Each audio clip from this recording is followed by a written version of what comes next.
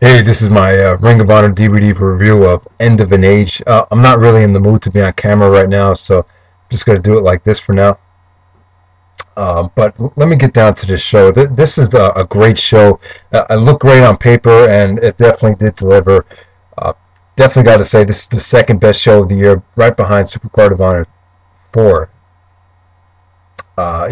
Maybe it's even better than Supercard of Honor 4. I'm not really sure, but I don't know. It's pretty much a toss-up, but I still have to go with Supercard of Honor 4. But this is just an amazing show. Let's get right down to it. The opening match is a six-man mayhem match. We get Rhett, Titus versus Delirious versus Sami Callihan versus Silas Young versus Egotistico, Fantastico versus Payne. There's a lot of mixed talent in this match. I mean, some of these guys are pretty good. Some of these guys are average. But, like Truth Slayer would says sometimes, this is the kind of match that TNA needs to book with their X division. He says that a lot, and I think this is a perfect example of that. This came across pretty well, and is pretty much one of the better Ring of Honor openers I've seen all year. Just a very exciting match. It was kind of a spot fest, but I just thought it worked. So pretty good opener there. So from there we get Erick Stevens versus Rasche Brown. I was not looking forward to this. I thought this could have been a disaster, maybe if it was in Philadelphia. But the Chicago crowd, I got to give them the credit throughout this whole show. They were red hot.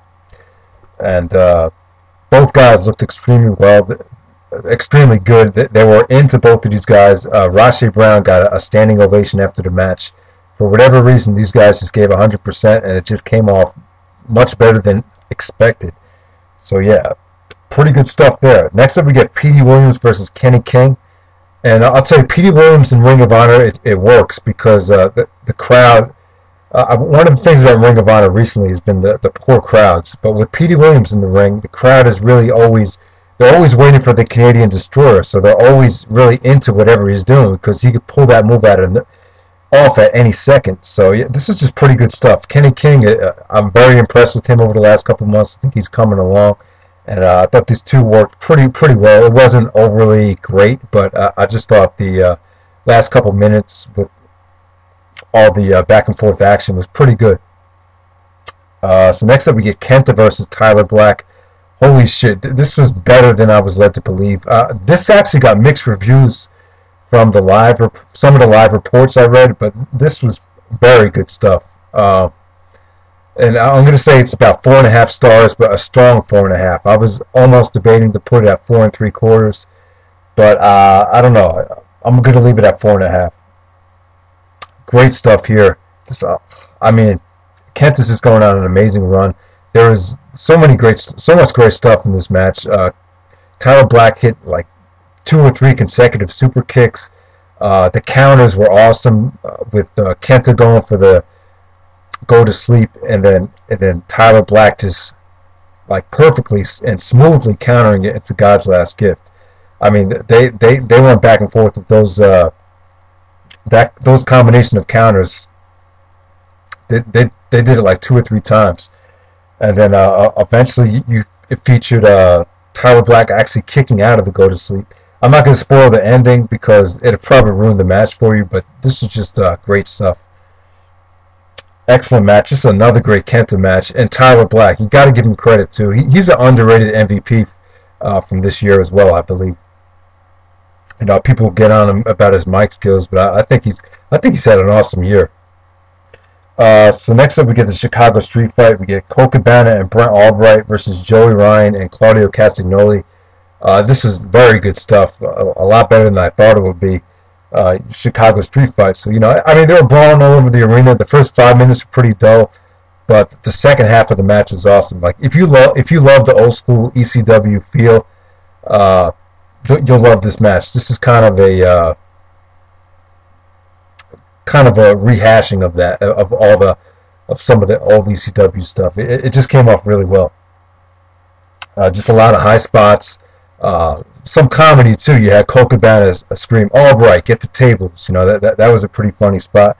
And these guys everyone put in their effort here. Just great intensity, great effort from all these guys. They really took a lot of punishment, and the crowd just loved it. This was kind of like an ECW crowd. So next up we get D'Lo Brown versus Roderick Strong, and I haven't been that high on D'Lo Brown since he came back, but he's in the ring with Roderick Strong, and Roderick Strong kind of reminds me of Chris Benoit from 2003. No matter who he's in there with, he's going to pull out at least something good, and that's what happened here. This was D'Lo Brown's best match in Ring of Honor so far. Great intensity, and I just thought these two really clicked, and the crowd was into everything. So next we get the American Wolves versus Kevin Steen and El Generico, non-title match, but if the Wolves won this match, then Steen and Generico could not get a title shot again, but if Steen and Generico won, then they get to pick the stipulation, and that stipulation is going to be the ladder war coming up at Glory by Honor 8. So, I'm going to have to spoil it. It's obvious that Steen and Generico won the match, but this is very enjoyable stuff. Just another great match from these guys. Crowd was really into it. Really fun stuff. Really exciting. Just another great showing from the American Wolves. These guys haven't put on a bad match all year. The ending was really great as well. Generico went for the brain buster off the turnbuckle to get the win. Okay, so next up we get the ROH World title match. We get the brand new Ring of Honor champion Austin Aries making his first title defense against Nigel McGuinness. Now I think Nigel came back too soon. He opted to rehab his 2 torn biceps instead of going for surgery. Obviously the surgery would have kept him out a lot longer. But I was just thinking about this. I think the reason he rehabbed and chose to can't come back so soon is because I think Bryan Danielson and Nigel, I think they know the WWE offer was right around the corner, so I think Nigel wanted to stay on TV and be in the spotlight so he could get that deal. I don't know, that's just my opinion. I could be wrong about that, but as far as this match goes, yeah, Nigel looked in a lot of pain. He just looked like he was hurting out there. But before the match, Aries and Nigel, there was really good. They got on the mic and they just kind of just good action between them on the mic. They were just insulting each other. I just thought it was very necessary because, before they did that, it was kind of just like Austin Aries defending against Nigel McGuinness, just because Nigel deserves a rematch because he was such a great Ring of Honor champion. But here they got on the mic, started talking shit to each other, so this really got the fans into it, sort of. But as the match was going on, they really didn't know who to cheer for. I don't think anyone wanted to see Nigel win the belt back so soon. Aries tried to get the fans to hate him, but he still had maybe about 35% of the fans on his side. So, but as far as the match goes, these two have great chemistry, and even when Nigel hurt, the chemistry still shined in this match. They played off a lot of their spots from Rising Above and Supercard of Honor 3. This wasn't as explosive as those matches, but it was still very good. Very good stuff. Just great wrestling. These two they just have it in the ring together.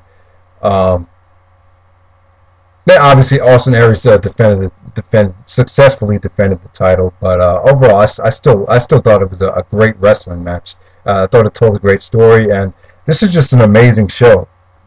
Definitely, you get a variety of great matches, probably maybe 3, arguably maybe 4 4-star matches here. It's a lot of great wrestling, and just a solid card from top to bottom, and I'll give the Chicago crowd credit. This was very good. Oh my God, and I forgot to talk about one of the most important things. Obviously, you can see Jimmy Jacobs is on the cover of the DVD.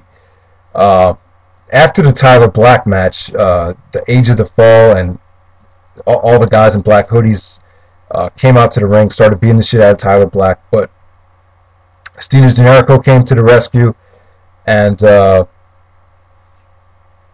someone else came out. They were going to hang Tyler Black just like they did to Mark Briscoe at Man Up from the rafters. They were going to hang him, but instead they took Jimmy Jacobs and they hung him. And Tyler Black officially declared that this is the Age of the Fall. So that's why the show is called End of an Age. I know you didn't see Jimmy Jacobs booked on the show, so you're probably wondering why is he on the cover. So that's why. This was the show where officially the Age of the Fall was disbanded. So that's why. And the whole angle came off great. The fans legitimately seemed like they were glad to see Jimmy Jacobs go. They were chanting "na na na na." goodbye to Jimmy Jacobs. And I think Jimmy Jacobs needs to take a break. I thought he was overpushed in Ring of Honor in 2008, in my opinion. And him and some of the Age of the Fall guys like Necro have had a lot of mediocre tag matches. And I think if Ring of Honor takes a break from all that stuff, I think the shows will be better. So yeah, I'm running out of time, but this is a great show. Definitely pick it up.